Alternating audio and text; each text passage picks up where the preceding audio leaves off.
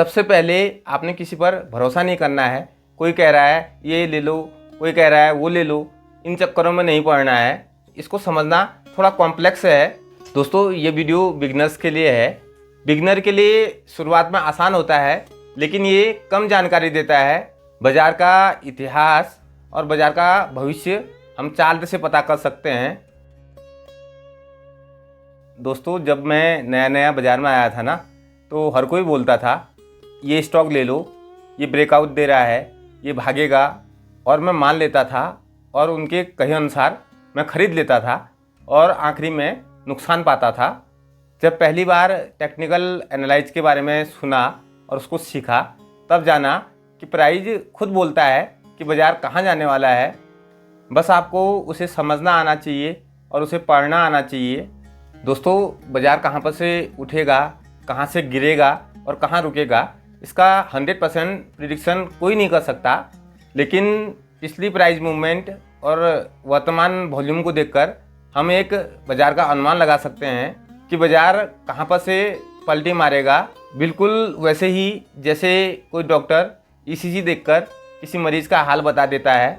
बाज़ार का इतिहास और बाज़ार का भविष्य हम चार्ट से पता कर सकते हैं। ऐसी स्थिति में हम कंपनी के फंडामेंटल को नहीं देखते हैं और उसमें कोई न्यूज़ है तो इसको भी नहीं देखते हैं।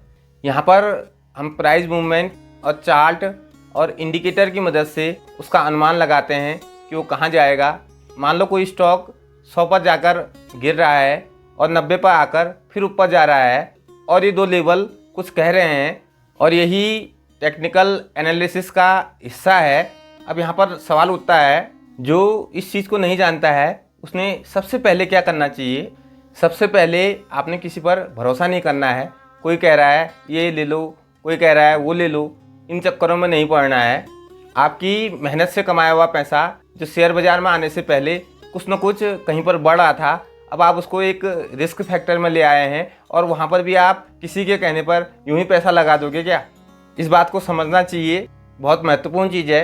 आपको पहला ट्रेड देने से पहले चार्ट के बेसिक को समझना होगा। जहाँ आपको चार्ट समझ में आने लगेगा, वहाँ से आप बाज़ार के मूड को भी समझ सकते हो और तभी भावनाओं से ऊपर उठकर कोई डिसीजन ले पाओगे। आज की वीडियो में इसके हर स्टेप पर बात होगी। नमस्कार दोस्तों, स्वागत है आपका चैनल पर। वीडियो में कही गई कोई भी बात अगर आपको कहीं पर भी अच्छी लगती है तो एक लाइक ज़रूर करना। आपके लाइक से बहुत बड़ा मोटिवेशन मिलता है। वीडियो में आगे बढ़ने से पहले एक बात स्पष्ट कर दूं, यह वीडियो एजुकेशन के उद्देश्य से बनाया गया है। ये निवेश सलाह नहीं है। मैं कोई सेबी रजिस्टर्ड निवेश सलाहकार नहीं हूं और मैं कोई सलाह देने के लिए अधिकृत नहीं हूं। तो दोस्तों, पहला स्टेप है चार्ट को समझना। इसमें पहला प्रकार होता है लाइन चार्ट, जो मार्केट की क्लोजिंग के हिसाब से बनता है और ये प्राइस की क्लोजिंग को दिखाता है। बिगनर के लिए शुरुआत में आसान होता है, लेकिन ये कम जानकारी देता है। दूसरा प्रकार है बार चार्ट। ये ओपन, लो, हाई, क्लोज सभी को दिखाता है, लेकिन इसको समझना थोड़ा कॉम्प्लेक्स है। तीसरा कैंडलस्टिक चार्ट, ये बहुत ज़रूरी है। एक कैंडल में पूरे दिन की साइकोलॉजी छिपी होती है। ग्रीन कैंडल का मतलब बायर की जीत हुई, रेड कैंडल का मतलब सेलर की जीत हुई। कैंडलस्टिक चार्ट हमें बाज़ार के इमोशन को पढ़ना सिखाते हैं और यहीं से शुरू होती है टेक्निकल एनालिसिस की शुरुआत। दूसरा स्टेप है सपोर्ट और रेजिस्टेंस। दोस्तों, ये वीडियो बिगनर्स के लिए है, इसलिए मेरा प्रयास रहेगा इसमें छोटी छोटी बातें भी कवर करूं जो एक बिगनर के लिए जानना बहुत ज़रूरी है।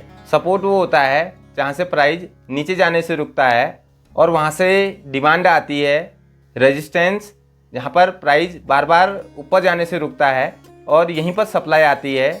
उदाहरण से समझते हैं, अगर कोई स्टॉक 200 पर जाकर बार बार वापस आ रहा है तो 200 उसका रेजिस्टेंस बन गया, और वही 180 पर जाकर फिर वापस आ रहा है तो वो उसका सपोर्ट हुआ। ये सामान्य शब्द हैं जो आपने बाज़ार में बार बार सुने होंगे। तीसरा स्टेप है ट्रेंड और प्राइस एक्शन पर। ट्रेंड, अगर प्राइस हायर हाई और हायर लो बना रहा है तो बाज़ार अप ट्रेंड में है, और अगर लोअर लो और लोअर हाई बना रहा है तो बाज़ार डाउन ट्रेंड में है।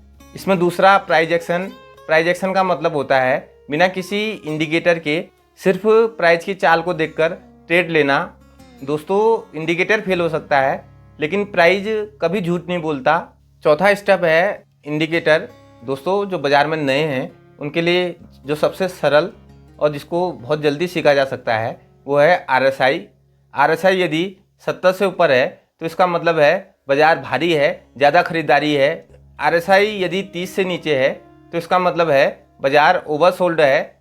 लेकिन इस पर अकेले भरोसा नहीं करना है, ये एक इंडिकेटर है और इंडिकेटर का आप मतलब शब्द से समझ सकते हैं, ये केवल इंडिकेट कर रहा है, इससे केवल संकेत लेना है। इसके अलावा मूविंग एवरेज है, 200 दिन का मूविंग एवरेज, 50 दिन का मूविंग एवरेज, ये ट्रेंड को स्मूथ करके दिखाते हैं। इनके क्रॉसओवर से सिग्नल मिलता है।